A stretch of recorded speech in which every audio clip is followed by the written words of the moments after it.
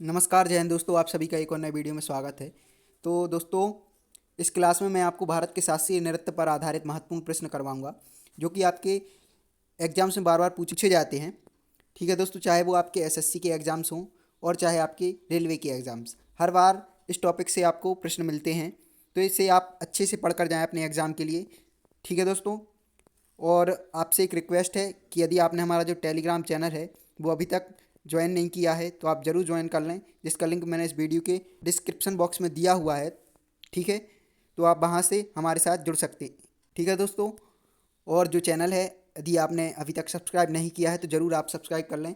ठीक है, क्योंकि आपको मैं यहाँ पर बहुत ही इंपॉर्टेंट क्लासेस करवाता हूँ, चाहे आपके वो जीके के क्लासेस हों और चाहे साइंस की। मैं हर क्लासेस को यहाँ पे करवाता हूँ, जो कि आपके एग्ज़ाम्स के लिए बहुत ही इंपॉर्टेंट हैं और आप यहाँ से पढ़कर अपने एग्ज़ाम्स की तैयारी कर सकते हैं। ठीक है दोस्तों, तो चलिए यह क्लास हम स्टार्ट करते हैं और देखते हैं आज के महत्वपूर्ण प्रश्न। तो पहला प्रश्न हो जाएगा, मणिपुर नृत्य किस कथा से प्रेरित है? तो इसका सही आंसर है भागवत पुराण।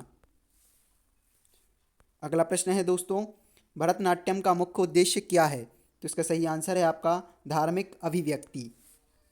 चलिए अगला प्रश्न है, छऊ नृत्य में किस चीज़ का प्रयोग होता है? तो इसका सही आंसर है आपका मुखौटे। अगला प्रश्न है, कथक नृत्य का प्रारंभ कहाँ हुआ? तो इसका सही आंसर है आपका उत्तर भारत। चलिए अगला प्रश्न है, ओडिशी नृत्य की विशेष मुद्रा कौन सी है? तो इसका सही आंसर हो जाएगा आपका त्रिभंगी मुद्रा। चलिए अगला प्रश्न है, भरतनाट्यम के प्रमुख वाद्य यंत्र कौन से हैं? तो इसका सही आंसर है आपका मृदंगम और बीन। अगला प्रश्न है, कुचिपुड़ी नृत्य के संस्थापक कौन माने जाते हैं? तो इसका सही आंसर है आपका सिद्धेंद्र योगी। चलिए अगला प्रश्न दोस्तों, कथक नृत्य का प्रमुख साहित्यिक आधार क्या है? तो इसका सही आंसर है आपका ठुमरी।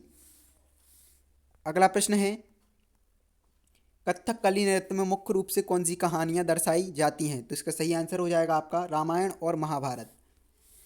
अगला प्रश्न है, मोहिनी अट्टम में कौन सी मुद्रा प्रचलित है? तो इसका सही आंसर है आपका लास्य।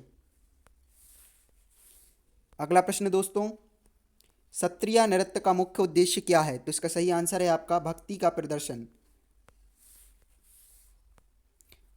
अगला प्रश्न है, छऊ नृत्य किस क्षेत्र से संबंधित है? तो इसका सही आंसर है आपका पश्चिम बंगाल, झारखंड और उड़ीसा। अगला प्रश्न है, मणिपुरी नृत्य में किन देवी देवताओं का वर्णन होता है? तो इसका सही आंसर है आपका राधा और कृष्ण। अगला प्रश्न है दोस्तों, कथकली में कौन सा मुख्य रंग चेहरे पर होता है? तो इसका सही आंसर है आपका हरा। अगला प्रश्न देखते हैं, कुचिपुड़ी नृत्य की मुख्य विशेषता क्या है? तो इसका सही आंसर है आपका ब्रास प्लेट पर नृत्य। अगला प्रश्न है दोस्तों, भरतनाट्यम का प्राचीन नाम क्या है? तो इसका सही आंसर है आपका सदेर। अगला प्रश्न है, कथकली नृत्य में किस प्रकार का संगीत का प्रयोग होता है? तो इसका सही आंसर है आपका कर्नाटक संगीत। अगला प्रश्न दोस्तों, मोहिनीअट्टम किस देवता की कथा पर आधारित है? तो इसका सही आंसर हो जाएगा आपका विष्णु। चलिए अगला प्रश्न देखते हैं दोस्तों, सत्रिया नृत्य का विकास किसने किया? तो इसका सही आंसर हो जाएगा आपका शंकरदेव। अगला प्रश्न, भरतनाट्यम में कौन सी मुद्रा शक्ति का प्रतीक है? तो इसका सही आंसर है आपका तांडव। अगला प्रश्न, कुचिपुड़ी नृत्य में कौन सा तत्व अनिवार्य है? तो इसका सही आंसर है आपका संवाद। अगला प्रश्न है, छऊ नृत्य का मुख्य आधार कौन सा है? तो इसका सही आंसर है आपका पौराणिक कथाएं।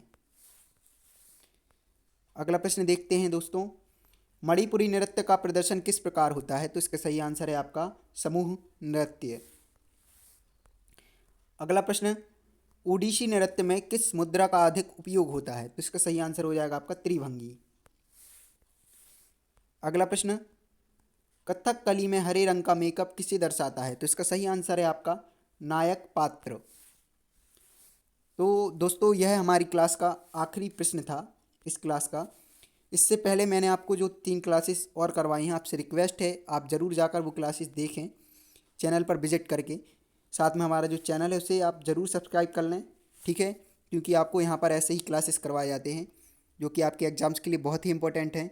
और जो टेलीग्राम चैनल है उसे भी आप ज्वाइन कर लें, क्योंकि आपको इन क्लासेस की PDF वहीं पर प्रोवाइड किए जाते हैं, ठीक है दोस्तों। तो जल्दी मिलते हैं आपको एक और नई क्लास में, जो कि किसी और टॉपिक से रिलेटेड होगी। इस टॉपिक को हमने अब समाप्त कर दिया है, ठीक है दोस्तों। इसकी मैंने आपको 4 क्लासेस करवाई हैं टोटल, जिसमें 100 प्रश्न करवाए हैं जो कि मोस्ट IMP हैं, ठीक है। तो आप इन्हें अच्छे से पढ़ें। जल्दी मिलते हैं एक और नई क्लास में, तब तक के लिए थैंक यू।